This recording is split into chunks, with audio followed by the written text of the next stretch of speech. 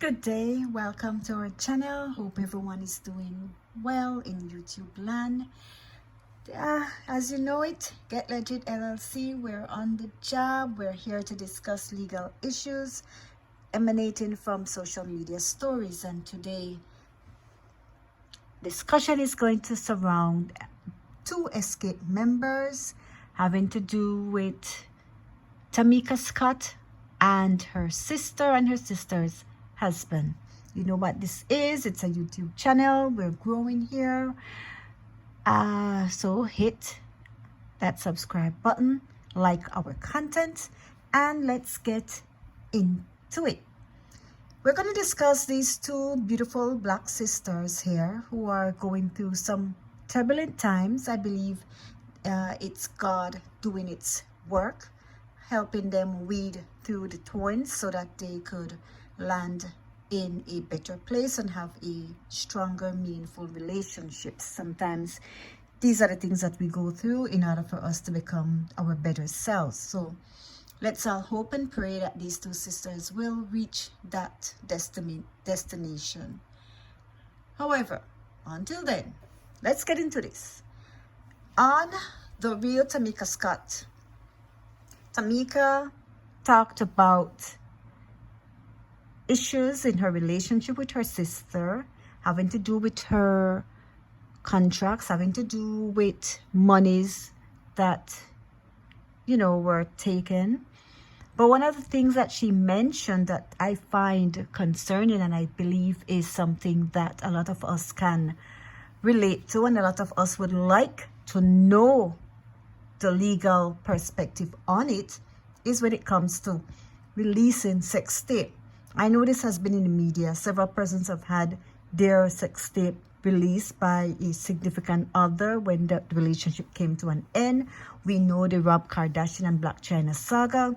We've seen those two having, going to court and the matter being settled. We have other celebrities, however, but it's not just for celebrities. It really is for all of us everyday persons, people who are in a relationship, people who might be in long distance relationship, or just in loving relationships where they want to share pictures of themselves or video of themselves with their loved ones. And when that relationship goes sour, then, things happen. In this case, though, what we're looking at is allegations when it comes to two sisters. And so it is troubling. It is something that's worth looking at from the perspective of what if the sex tape is released? Then what? Is there any law as it relates to that? Is there any repercussion as it relates to that in civil and criminal law? So let's have that discussion. Let's look at it and see what could possibly happen if whomever is threatening to release a sex tape do so. And so to that end, we're going to discuss revenge porn. We're asking the questions: what is revenge porn? What is the law in Georgia on it? And the reason why we're looking at the jurisdiction of Atlanta, Georgia, is because Tamika Scott and her sister live in Georgia. And so that state would have jurisdiction since they live there. What is the penalty for revenge porn? Criminal liability and as well as civil liability. Georgia revenge porn bill was passed by their Senate. And so by virtue of that passage, it means Georgia has laws as it relates to revenge porn. So let's get into it. Let's see what that criminal law is, okay? I cite my source. So if you can look at the bottom, you see source in red. And this is exactly where I got this information from.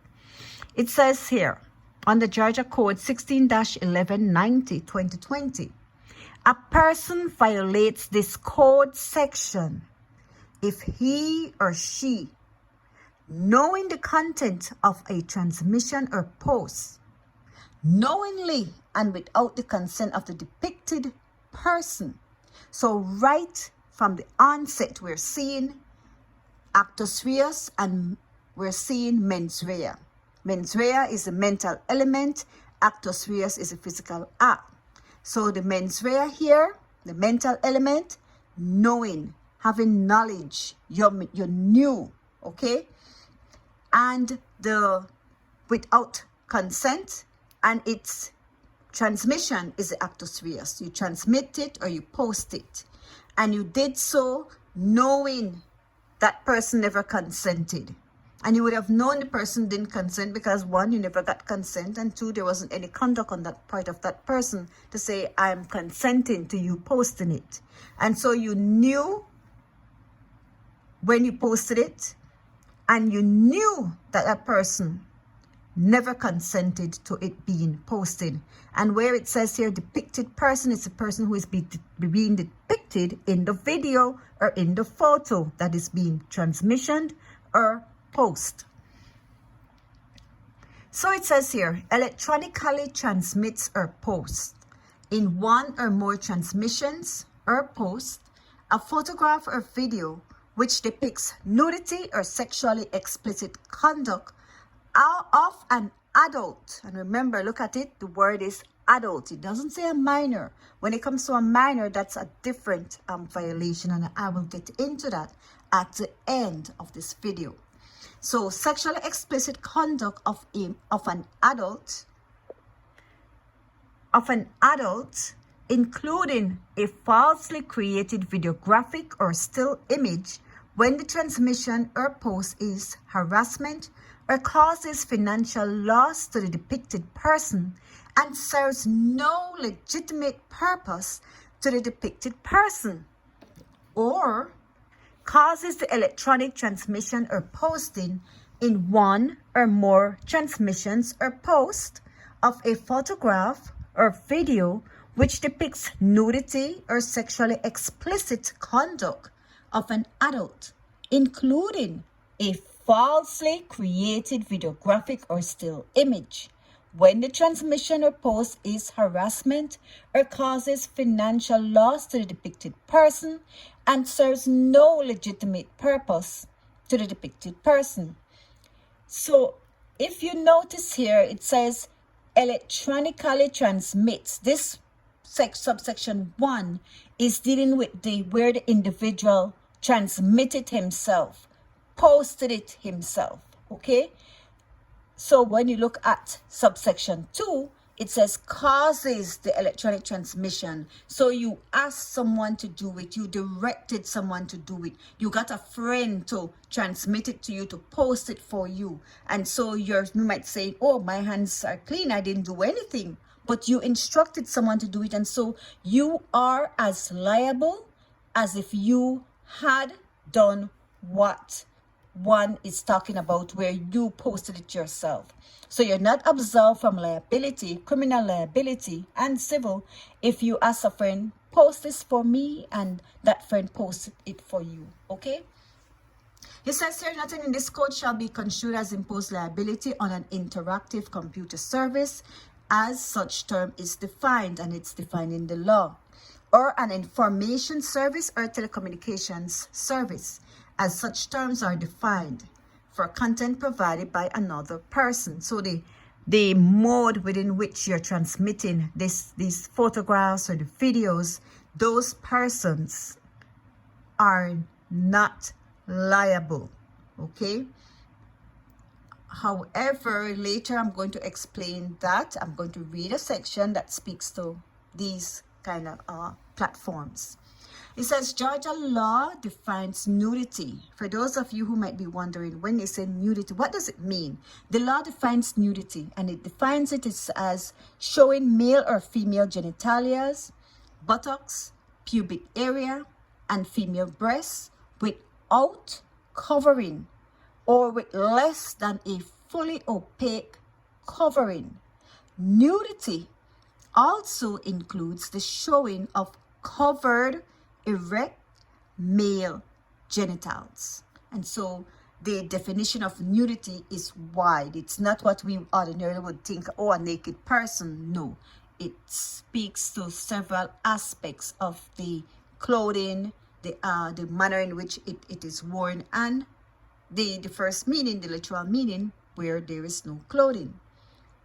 What is the penalty for revenge porn, you might be asking? Well, it says here, Any person who violates this code section shall be guilty of a misdemeanor of a high and aggravated nature, provided, however, that upon a second or subsequent violation of this code section, he or she shall be guilty of a felony, and upon conviction thereof shall be punished by imprisonment of not less than 1 nor more than 5 years, a fine of not more than 100,000. Where you see the law says of not less than 1, in that case it means it will not be anything below 1 year. So the judge will not sentence a person to months in this case. So it starts from 1 year and it can go up to 5 years. Okay, and then the fine, it says a fine not more than 100,000, which means you can sentence a person to 10,000, 15,000, 20,000, but it won't exceed 100,000. Or as well, it can be both a imprisonment and a fine. So please note those fine distinctions there. A person shall be subject to prosecution in this state pursuant to Code Section 17-2-1 for any conduct made unlawfully by this code section, which the person engages in while either within or outside of the state, if by such conduct the person commits a violation of this code section, which involves an individual who resides in the state. So even if the person is in Chicago or New York and they transmit or post that video, the individual, once an individual lives, who is depicted in the video, lives in Georgia, then that person is violating Georgia's pornography law, well, revenge porn law.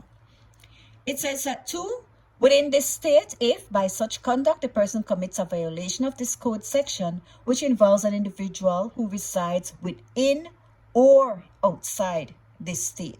So you transmit or you posted the video or the photograph within Georgia, when you are in Georgia, and the person who is depicted in that video or picture lives outside of Georgia or lives within Georgia, you're still within the law for you to be charged criminally. It goes on further and it says the provisions of subsection B of this code section shall not apply. So it's going to give you a list of persons who are exempted from liability. Okay, so it said activities of law enforcement and prosecution agencies in investigation and prosecution of criminal offenses, legitimate medical, scientific, or educational activities, any person who transmits or posts a photograph or video depicting himself or herself engaged in nudity or sexually explicit conduct. Let me explain those three. Law enforcement persons, prosecutors, those persons who disseminate, who post, who have to do with the case, they will not be liable for any offenses. Okay, when it comes to medical, scientific, or educational purposes, those people are exempted. However, you have to look at the legislation, the way it's worded. Okay, now let's say an individual decides, okay, I want to post my sex tape, or not a sex tape because you would have someone else in it, but I want to post a picture, a nude picture of myself, and then you post that picture. There's no liability there because you posted a picture of yourself alone. The key word there is that you posted yourself and the other being that you are the only person depicted in the picture or the video. The transmission or posting of a photograph or video that was originally made for commercial purposes. So you made a sexual video for commercial purposes, which means it's disseminated and transmitted and posted on social media platform or by whatever mean, the pornography site or so on. Because you would have had knowledge and you consented by that, in this case you have consent, so it's not a criminal liability, it's not a case. Any person who transmits or posts a photograph or video depicting a person voluntarily engaged in nudity or sexual explicit conduct in public. You decide you want to be adventurous, so you want to have sex on the beach, and you do so. And there is somebody lurking in a tree and see what's going on and decide, okay, I'm going to video it and I'm going to post it, or take a picture of it and post it. Because you're in public, there is no expectation of privacy. You know the public anybody can come along and anyone can see you, so you would have forgo that. Now let's say it would have been opposite if you were in your bedroom where you have an expectation of privacy. Then in that case, then yes, that person violated your rights, breached the law, and so would be criminally liable as well as civil. And 6 says a transmission that is made pursuant to or in anticipation of a civil action. So let's say you sent it to your attorney because you're suing the person who posted it on social media. When you sent that to your attorney, or you sent that to anybody having to do with your civil case, your attorney, or you sent it to the court in your disclosure, that those persons are exempted, who you sent it to. Where you transmitted it to the prosecutor in a criminal case, that those persons are exempted because they're doing their jobs.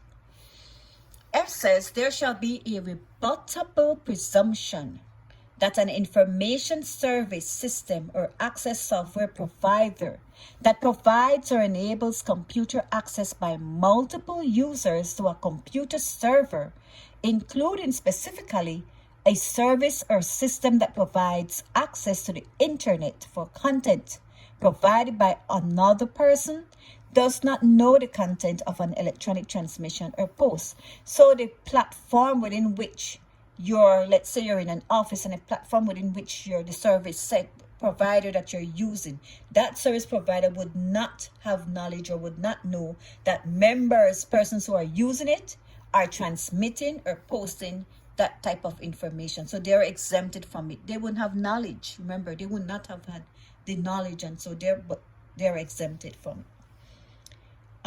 G says violation of this code section shall constitute a separate offense and shall not merge with any other crime set forth in this title. Now, there was the amendment, and that amendment dealt with including a falsely created videographic or still image.